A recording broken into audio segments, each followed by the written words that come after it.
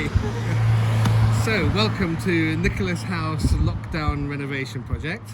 So, we've been in here working on the property that you just saw since the 8th of April. So, it's been nearly 4 weeks.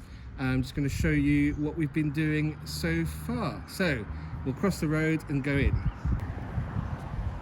So, this you can see is the garden wall.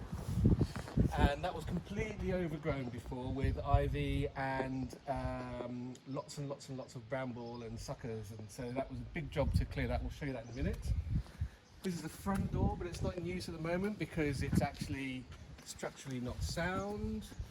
We'll show you the view of that from inside later on. There was lots of ivy growing around here. The ivy actually got right inside to the building and caused a lot of damage. So we've had to make some repairs there. We'll show you that in a minute. And so this is the front of the house. It's a 1750 Georgian house. Okay.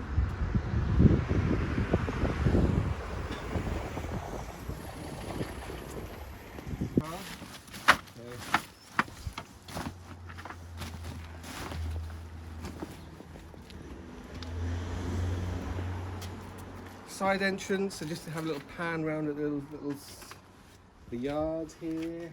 This is all the stuff we've taken out so far. It was all empty before. Okay, so this bit that we're going into is a Victorian extension to the house, and the building is actually listed, it's grade 2 listed, but this part is the bit which is not protected. And come through. In here there was a kitchen. We'll show you some shots of that, and we've ripped all of that out, exposed a lovely big fireplace in there, but as you can see it has lots of damage. There's a lot of this was concrete in, so it's been tanking in all any moisture, so it's kind of eroded away. We need to finish taking all of that plaster off, and we'll probably make that into a cooking range in there. This window here we're probably going to take out and make into a door out into the garden. And this will be a kind of dining area with a kitchen all the way through. Carry on through here. This is a little walkthrough. We think this is the original outside wall, so it's really thick. Got some lovely tiles under there, and there's loads of tiles around the place which we can restore. We've got a little larder in here, and that's going to become a downstairs toilet. Using it as a store at the moment. In there we've got another kind of understair room which will become a utility room. Through here, this is the main living room. We've completely stripped, or nearly completely stripped all the walls. Revealed a nice fireplace under there which was concreted in, so it's actually really hard to get some of that concrete off without damaging the bricks, so we'll need to do a bit of repair work there. We'll probably take out all of this so that we can put a wood burner in there. This cabinet is going to come out. I'm going to put shelving and cabinet there, and another shelving and cabinet unit in there. Likewise in that corner over there. So a lot of these walls were plastered with lime, but some had concrete, some had hard wall. There's a mixture of materials which have been used over the years. They've tanked in. There's a kind of a damp proofing down here with concrete and bitumen, which is really hard to get off, and actually has caused more dampness and damage to the stonework than if it had been allowed to breathe with the lime work. So we've decided that we're going to line it all with lime. The lime plaster is much better to allow the bricks to breathe so that you don't have any damp in the walls. And underneath this carpet we've got some lovely flagstones. Okay, so carry on through here, and you can see there's a bit of flagstone there and some more of those lovely quarry stones. They're probably from the Victorian period. Okay, through here, this is a hallway, and that's the front door, which we can't actually get through at the moment. We've taken off, this is electricity, we've isolated all the electricity, we've isolated all the gas so we can do, and the water, so we can do all the ripping of everything out.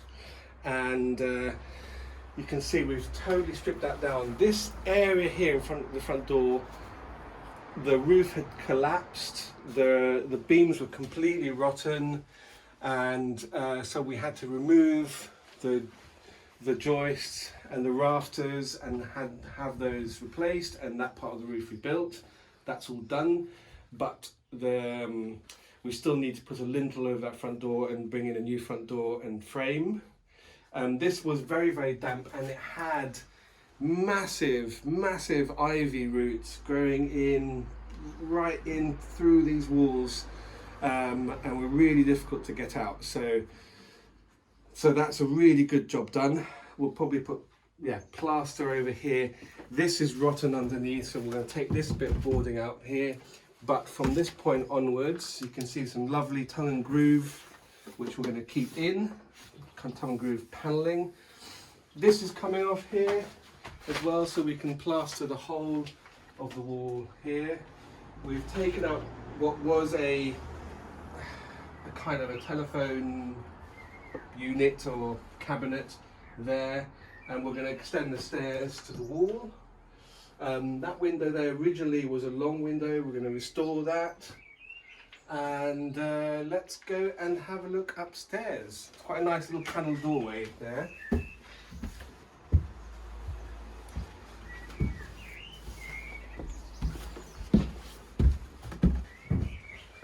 So, straight into the main bedroom. We're thinking of doing a built-in bed down here with built-in cupboards along this side here, and we think this ceiling probably needs to come down, and at least 2 of the walls will need to be stripped in here. We don't know yet for sure. The floorboards, you can see, are really uneven. We think that's because when they built the staircase up here, which is a much later staircase, that they built them to a higher level than the original level, so they've had to kind of square it all up, but it makes all the boards uneven. So we want to bring the top stair down a little bit so that we can level everything off in here. This is I guess it's the second bedroom, and it's got lovely views out of the 2 windows, one into our garden, which we'll show you more of in a minute, and the garden across the road. Again, we'll probably strip 2 of the walls in here, but not all of them. The ceiling's in pretty good condition, so we'll probably leave that as it is. Through here, we've got what was the 3rd bedroom. It's all plasterboard, so we don't need to strip that out. We're going to make this into the bathroom. There has been a really bad leak from the roof here. There's a valley here where the new roof and old roof join, and so that's been leaking. So we got a roofer in to do a bit of work on that, to do kind of a temporary fix. Hasn't worked, so we've got another roofer in. Hopefully he'll fix that. We may have to just do the whole roof while we're at it. Up here, this area here was an immersion cupboard with the immersion heater cylinder and all of that. There were mushrooms and mould and mildew, you name it, it was all in there. It was really damp, the walls were really damp. So we removed all the stud walls around that, removed the door. In here was the bath. Again, there was lots of damp around there. And there was an overflow, so the water tank was up on the roof, which would go out to the side of the building over that way, which was all kind of draining against their exterior walls. Because the bricks are like sponges, it's been soaking up, but on this side it was all concreted in, so it was just tanking in the water. So we've taken it all out, it's breathing now, it's drying out. You can see the damp stain, which is gradually, every day we come in, it's reducing a little bit by little bit. So that will completely dry out before we get the plaster on, hopefully. And this is the old bathroom.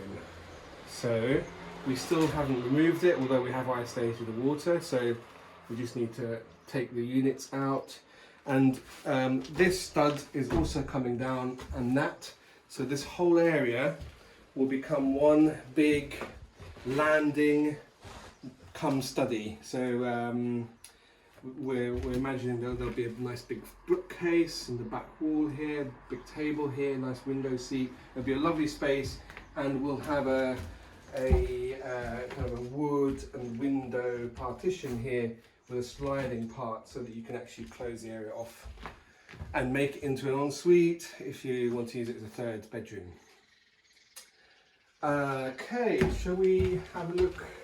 What I've not mentioned is all the sash windows. So you can see one in there, for example. They all need repair, so we'll do that. We'll probably do that ourselves because none of them are in too bad condition, but they definitely need some attention.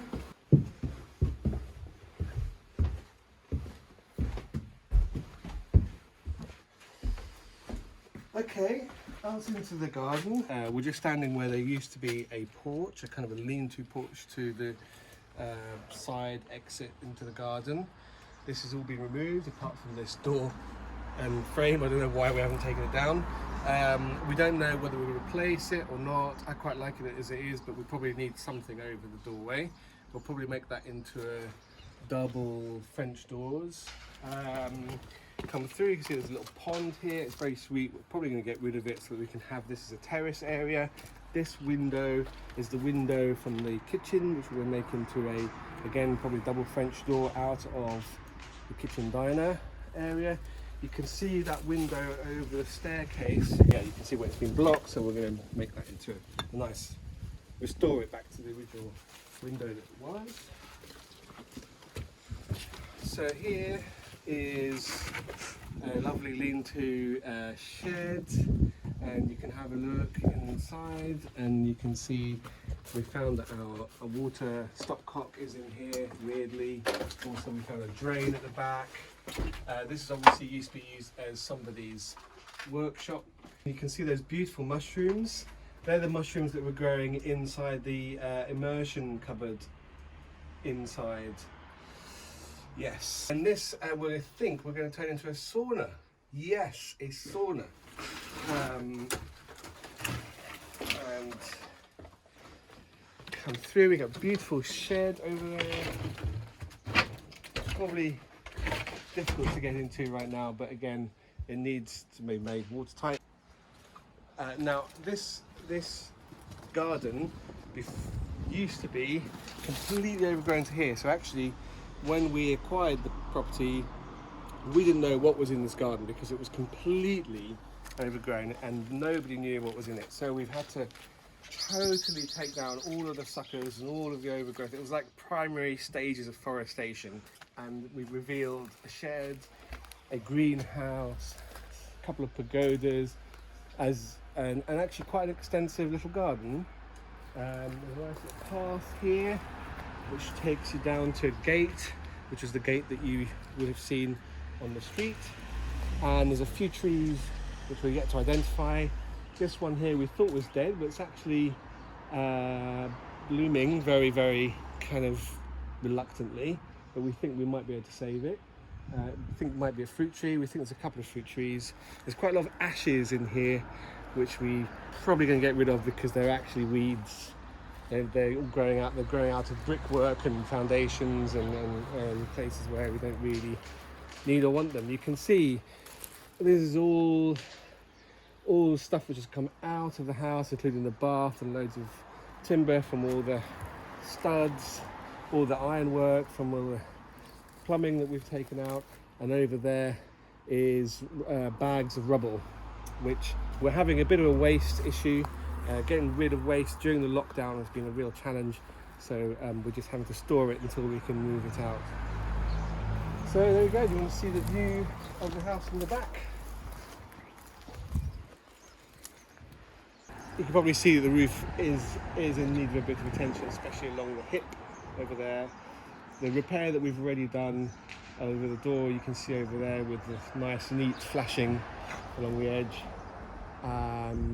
You can see that some of the brickwork, or a lot of the brickwork actually on this side, has been pointed with cement. It's a grade 2 listed building, which means it should be pointed with lime. So we're going to have to, at some point, and probably it's not a priority, but at some point we need to chip out all that cement and re-point it with lovely white lime. And There you go. That's an introduction to the Nicholas House lockdown renovation, and what we will do is upload regular updates from now on.